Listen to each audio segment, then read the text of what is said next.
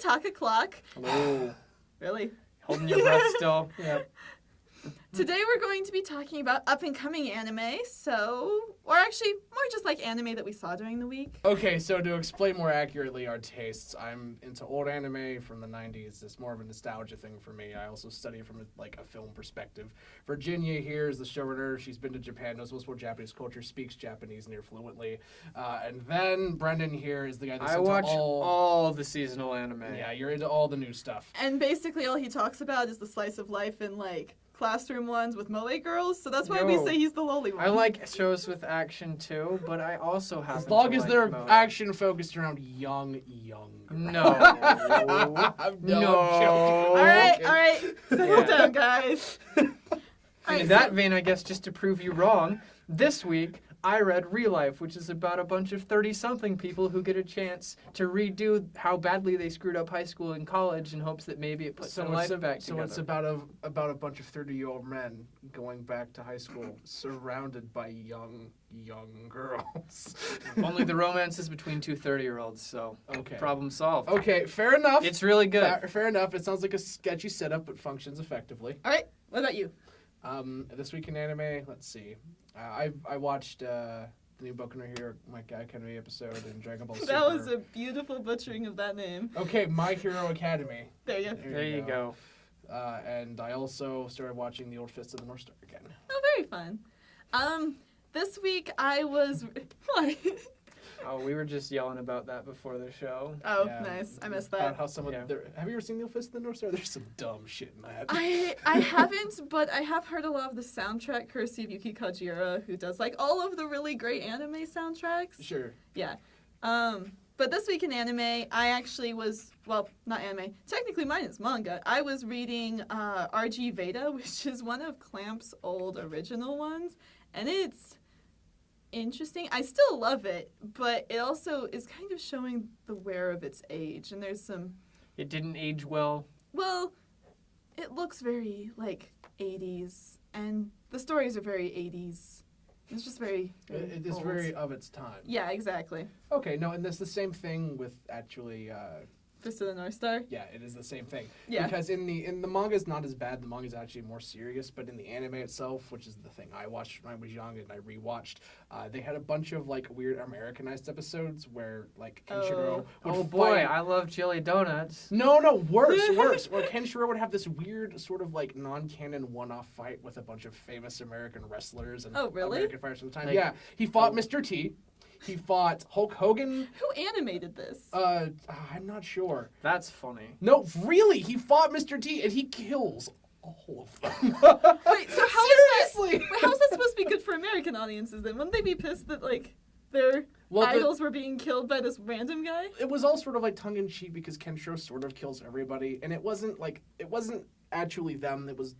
They voiced these characters in the American versions, and it looked like them, and they had fighting moves that were based off of how they fought in their shows in American shows. Yeah. So it wasn't Mr. T somehow in this post-apocalyptic, non-real future. And no, it's Mr. T's voicing a guy that looks like him and fights like him, and it's all very cool. It's really actually a lot of fun.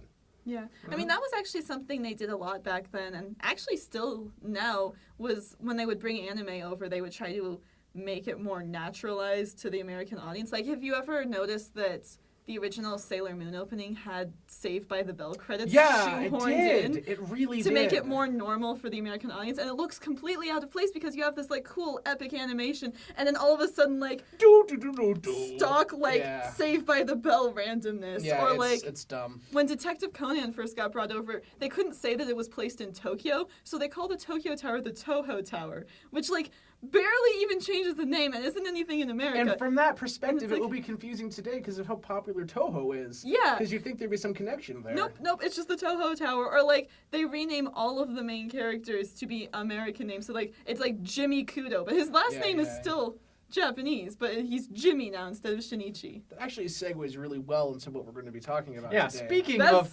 bad naturalizations, it's...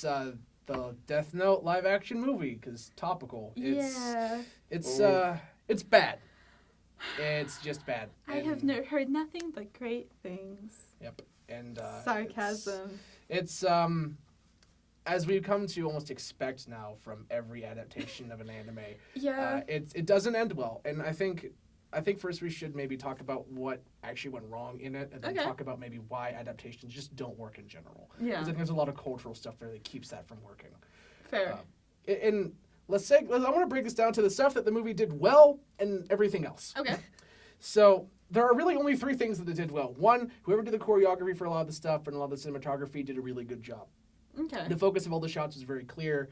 It always functioned really well. Like it, shot-wise, it's shot perfectly well. I saw that a lot. I haven't actually watched it, mostly because I don't like tormenting myself. But I did see the trailer, and the trailer did look well shot, even though it kind of made me cringe half the time. Well, like, were you So- cringing because of how the camera was positioned and how the shots No. were set up, or were you cringing No, because of the content of the shots? Yeah, I could tell that it was good cinematography. What I couldn't tell was if the characters actually knew what they were doing. Sure. Yeah. And again, like the way all of the shots are positioned, it functions well. It leads action well. It's always really well placed. Whoever like did the camera work on this and like whoever directed this did a good job.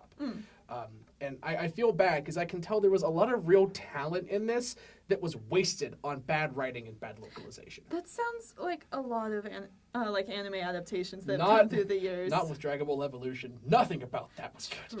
True. Everything And about that was Avatar: bad. The Last Airbender. No, you know I mean, what? You kind of have to expect technical perfection when it comes to choreography and videography in the United States, though, because it's been turned into such a high art form by Yeah. Hollywood that if It you is don't see it, it's almost always because it was a choice. As Well, it either was a that choice or- to make it found film footage. It's never shaky. Like, because it was shot bad, it was shaky because somebody decided in their infinite wisdom they wanted it to Either look that Actually, or that's it's a not B necessarily list true. movie. Or it's a sci-fi original, yes. To branch off and tangent for a second, actually, it's not necessarily always true. A lot of times in post-production, if there was a fight scene, specifically in action films, that They didn't add go a well, shake to they it. shake it to make it like. Like, so you to can't cover up the see issues. the action as much. But anyway, they back did that a to lot in like yeah. the Superman movies. back to be to honest. back to Death Note. Another thing it did really well was Ryuk. Yeah, no, William Dafoe as Ryuk is like. Perfect. It was. I mean, he was already kind of the silly yet menacing character as like the Green Goblin and stuff like that. But like, even just seeing his photo next to the face of Ryuk, you're like, It works. that is the perfect casting, and I cannot imagine anyone else being in this adaptation role. And while Ryuk, if I want to complain about Ryuk, because I want to complain about everything in this movie, is Of that course you do. he was more menacing than playful. In this film, Ryuk was set up as more of a straight up, not antagonist, but sort of a foil for Yeah. Light, where Light was trying to do this for the right reasons. Ryuk was always there every single time saying, no, you just like killing. So it wasn't really as much playful banter as it was in the original show. Ryuk was That's just... kind of sad. But- And like Dafoe can do playful banter. We've seen him do it before. He does crack the odd joke every now and then, but Yeah. it is far more, no, you're just evil, kid. Let's face it. I can see that being more of a script issue than actually the actor, though. It is. And also, for the third thing, this also somewhat about Ryuk, is the special effects in this Oh, were yeah. really good. Ryuk was all practical. They had a big Really? they had a big I didn't know freaking that. costume dummy that acted as him the whole time with these big light up eyes. Yeah, no, I And thought this, he like, was CG. He's CG whenever he's in good lighting. You see, to To go back to the good cinematography, Ryuk is in shadow almost all the time in this, where you can just barely make out what he looks Yeah. like, and it works really well. Like, in the first time you see Ryuk, Light freaks out and is terrified and smashes this big glass cabinet with all this stuff. Of It's course he actually does. it's really funny. It's supposed to be taken seriously, but it's actually pretty freaking hilarious. And then Ryuk is just like sitting in the corner, like propped up on a table, and he's just huge and imposing, and you can barely make out what he looks like. And then you see this animatronic puppeted mouth just start to open up and smile with these teeth, and it looks amazing. Nice. Like if you just showed me all of the Scenes shots of of Ryuk. Ryuk and didn't show me anything else about the movie, didn't even show me Light's face, I would be like, I want to see this movie. This looks awesome. Yeah. 'Cause No. it- Well, if they'd done the trailer just with like Ryuk in the shadows and then him like slowly coming out of shadows and then just like cut to an apple on a book, everyone would have freaked out and all of them would have seen it. yeah, the apples were almost not even used in this. There was like 2 scenes with That's apples. like the symbol. I know. Well, the thing is, all the symbolic meaning and like, Adam and Eve symbolism, tree of knowledge. None of that? No. No? Oh, that's sort of the thing. They lost all of the philosophical backing behind And the that. nuance And the nuance. I mean, yeah, at its core, Death Note is a psychological show with about silly elements. Yes, but it's about if giving the power to do anything, basically, what that does to a person, even if they start off with good intentions, what it does to somebody if nobody is there to stop them or check them. Or even advise them that it's a bad idea. If you're only ever spurred on and you don't ever come against practical limits to what you can do, it changes you, and that's what the show is about. And if you get rid of that in favor of, man, look at this action detective novel where, this dude's killing somebody and you gotta find out who's killing him. It's not even about that. Okay, so what is it we're going into spoilers here, and this is probably going to end the episode because we're at about our half-minute point. So, yeah. So yeah, if you don't want to be spoiled on a shitty movie that you're probably not going to see anyways, Stop then here. Stop. To give you a TLDR, I actually say it's worth watching because it's on Netflix, which means it's practically free. And I'll admit that while I was sitting back, I did laugh hilariously while watching it because there are some points that are so bad that it's funny. And it is worth watching William Dafoe play a review because it is good. I do want to see that, so I'm probably going to watch it. Just watch it. after It's this. just like hour and a half-ish. It's not that long. It's worth it. You're going to cringe a lot, but if you're a huge fan of the Death Note anime and you think that anything that's not a proper adaptation will hurt your soul, it's going to hurt your soul. Yeah, It's so going to hurt bad. now that we have that review out of the way, if you don't want spoilers, stop. So what it's actually about is Light wants to get his dick wet. That's all about what it is. So Misa is named Mia, and she's not blonde, and she's Nope. not a cute goth loli girl. Nope, and she Lolita doesn't girl. even have her own Death Note. What? All of her Misa's thing is No. gone. Misa is a tool Is to she a cheerleader? yes. Of course. She is a cheerleader, and so the whole thing is basically Light is an angsty, mad teenager because he gets bullied and doesn't have a girlfriend, and his mom died. He's acting out. So whenever I saw the trailer, like without any context, he looked like a Linkin Park fan. I actually equate this to It's Fairly Odd Parents, but Cosmo is a sociopath. Okay, fair. And Timmy Turner's a sociopath because in the show, his name is Light L. Turner. So it's like that one Really? dude. It's like that one dude who complained about, I don't have any girlfriends, and he ended up like shooting up a school. because he couldn't get a girlfriend. I'm a nice guy. Why don't girls like me? Well, if they don't like me, I'll just have to kill them all. That'll show them how nice I am. In this, Light gets the notebook, kills 2 or 3 people, and then immediately runs to Mia and says, "Hey, look what I can do." And he kills someone on TV, and he sets it up in the notebook, and he proves to her that he can kill people. Like, this is within the first 20 minutes. Okay. And then suddenly she's like, "Oh my God, you can murder people. That's so fucking hot." What? And then they start shagging, What? and then they start working together, killing people. That's like What? the least. Oh, it gets worse, my friends. Sit back and drink in the cringe. So as it goes on, she gets more and more evil, and Light gets more and more pensive and regretful.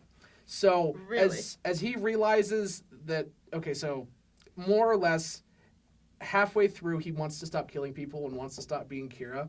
Because 1, he thinks he's going to get caught, and 2, because he doesn't want to kill his dad. And then Mia effectively starts setting up entrapments using the notebook and starts setting him up to take the fall so she can become the next Kira. And it eventually sort of becomes a battle between Elle, her, and Light to see who can wrestle control of the notebook in the end. I mean, it sounds like an interesting spin-off, but what it doesn't sound like is Death Note. It's not. It's effect. The thing is, it loses all of its subtlety and nuance. Light. So, if they wanted to do a completely different story, why didn't they just change the names? I don't know. Because from all of the interviews and stuff. Well, they did, sort of. No, but like from all of the interviews, they're like, we wanted to basically do a spin-off where it was, what if the Death Note was in an American school instead of in a Japanese school? How would it be different? And I'm like, okay, fine. That's a fine like tangent to go down for an Elseworld tale. But what they didn't do was change the name. No, what they didn't do was make the story good. Light Yeah. comes off as a superficial, whiny, emo, Of course. like He looks like a little whiny punk, emo little punk, and he's is totally unlikable. I mean, you just look at him and want to hit him, and if that's the intent, good job. You made the protagonist unlikable. And Misa comes off Ethan as this. Kellyan. Yeah. No, really, he's a lot like Shinji. If Shinji could just kill people. Oh, but that's what they did in the movie. Like, that is not a good plan. But the truth of it is, if Shinji got the Death Note, he would write his name in first and foremost. It's true. Well, his dad, then his name. Yeah. Yep. But no, it's really, and Mia's unlikable, like, Light's unlikable. In the end, Mia dies. Like, he just straight up kills her. And in the end, it is implied that Elle uses the Death Note to write Light's name in it. Question. What sort of parent names their kid Light? A dad in San Francisco whose same, wife got murdered? The I don't same know. people who, like, named their child hashtag. It's those people. I That was a thing? Yes, Yeah. that was a Worse thing. yet, I once knew a lady that named her child Swamp, unironically. Swamp? Was his last name Marsh? Because that would have been adorable. No. She was some rich hippie lady that basically was like, crystals and soul dust and shit. And Swamp? Yep. So were the other ones like Crystal and Soul Dust, and then you just have like I the hope- third child that no one likes? Your name is Swamp. Quartz. Yeah, your name is Quartz. Your name is Ruby. Your name is Swamp. Well, All let's right. just hope to God he never gets fat and gets a case of swamp ass, because that would just be like hit on him for the rest of his life. Hey, swamp right. ass. All right, back to Death Note. It's in the end they lose all of the subtlety, all of the philosophy of Death Note, everything that made Death Note what Death Note was. Do they is keep the gone. epic music? No. Oh God, no! I forgot about this. It's all like hipster emo '90s rock.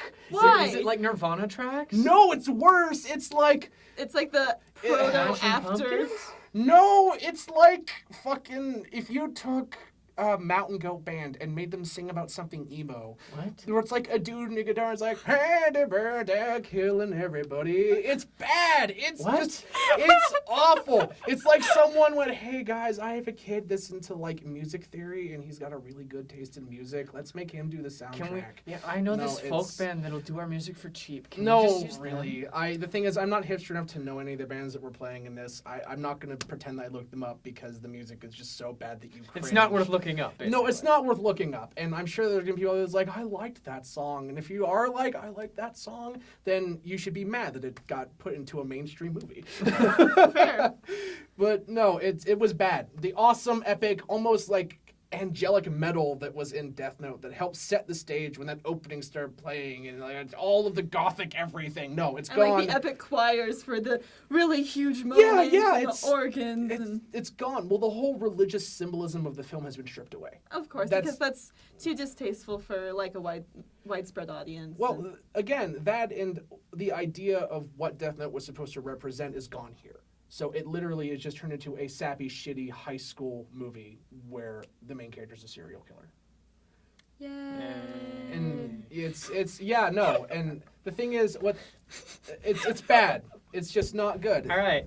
Yeah. So final rating out of 10. What would you give it? Honestly, I'll give it a 3 out of 10. 3 out of 10. That's about what I gave the Ghost in the Shell remake, honestly. Because a 2 out of 10, like 2 out of 10s where I put like Neil Breen stuff and Harmony Kareem stuff, and number 1 is But like. you like watching Harmony Kareem stuff. Well, yeah, but the thing is though, it's such a low score that it becomes funny. And this is. So it wasn't bad enough to be funny, but it was bad enough that you wanted to kind of It's watch not bad it? enough to riff with friends. It's an interest watch. Okay. You watched it because like, oh, I heard this is so awful. I'm curious as to why it failed. And there's enough good elements to where it is watchable. Are you going But- to watch it again?